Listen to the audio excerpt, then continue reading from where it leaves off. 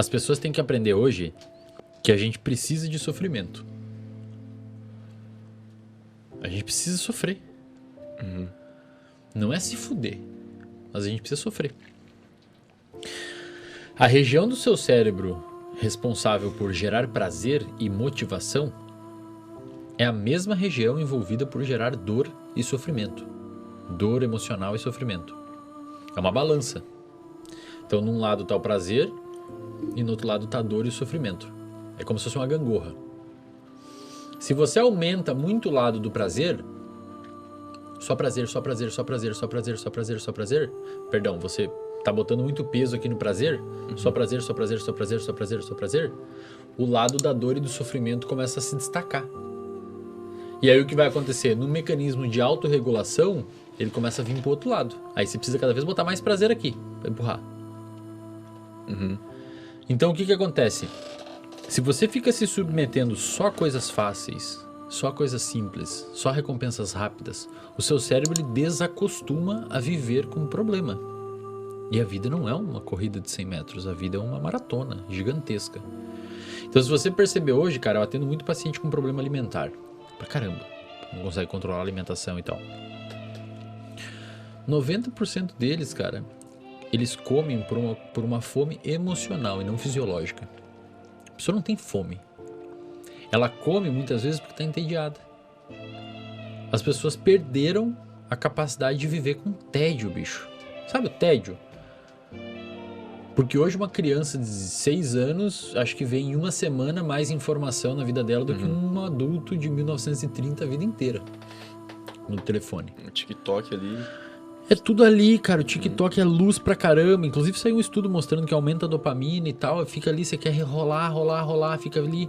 E, cara, isso tá ensinando o nosso cérebro a não viver mais no tédio. E as pessoas têm que entender que se você desbalançar esse negócio, se você botar só prazer, só prazer, só prazer, o tédio, ele vai, a dor e o sofrimento vai começar a empurrar pro outro lado. Então, na ausência do prazer, você não sabe fazer mais nada. Dói pra você não ter aquilo. Não ter prazer começa a doer. É, tipo, quando tu vai, sei lá, fazer cocô e tu não leva o celular, mano. E tu fica agoniado. Exato. Você desaprendeu a apreciar ficar uma de boa cagada. Boa, cara. Ficar de boa. Tomar um café, velho. Tem paciente meu que eu falo, ó, sua tarefa essa semana toda, eles dão risada e depois eles voltam uma semana e não conseguem fazer. Eu falo, essa tarefa a semana toda, principalmente empresário, é acordar e ficar meia hora sem olhar o telefone. Os caras não conseguem. Mas ninguém consegue, né? Porque parece que tá faltando um negócio. Tu faz ou tu não faz porque tu não sente necessidade. Cara, às vezes eu faço. Só pra às ver vezes se eu tu acordo consegue. umas 5h20, 5h30, eu falo, cara, eu não vou mexer. Aí eu vou lá, lavar a louça. O nosso cérebro, ele não foi constituído para viver num ambiente com tanto estímulo. Por exemplo, isso aqui que a gente tem aqui agora, esse monte de luz, 9h19 da noite, não é normal. O próprio relógio. O próprio relógio não é normal. O nosso cérebro, durante 99% da nossa tempo como hominídeo aqui na Terra, e como Homo sapiens sapiens, ele nunca teve luz nesse horário entrando no olho. No máximo ia ser uma luz de uma fogueira amarela, pequena, não tão forte, e as pessoas estariam conversando como a gente está agora numa caverna, contando história. Mas nessa época eles tinham muito menos fatores estressores. Na época, cara, o sistema ele funcionava perfeitamente porque ele foi desenvolvido. Um caçador-coletor, ele ficava estressado quando? Quando ele tinha muita fome, Quando precisava que ficar começou a dar estressado, né? problema. O cérebro evoluiu naquela época, foi selecionado naquele contexto. Então pensa assim, por que a gente tem uma tendência grande a lembrar de traumas?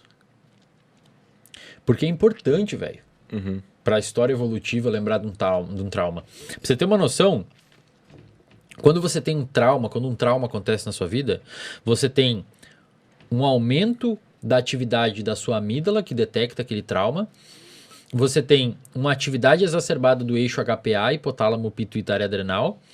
Esse eixo HPA libera glicocorticoides e esses glicocorticoides sobem até seu cérebro e eles potencializam a neuroplasticidade daquele evento específico, fazendo você formar mais forte a memória daquele evento.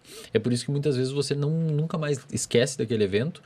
E quando é um PTSD, um transtorno de estresse pós-traumático, você muitas vezes generaliza aquela memória tão forte que ela ficou para outros eventos, que é o que? Um veterano da guerra que escuta fogos de artifício e dispara um medo, uma resposta de medo. Ou um cara que sofreu um acidente de carro e não consegue entrar num carro. Isso, evolutivamente falando, foi importante. Porque o cara que foi atacado numa savana por um grupo de caçador-coletor rival, é importante que ele lembre onde foi aquilo, para ele não ir lá de novo. Ou uma cobra, um jacaré na curva de um rio, é importante que ele lembre aquilo para não ir lá de novo. O problema é que muitas vezes isso é tão extremo que traumatiza demais.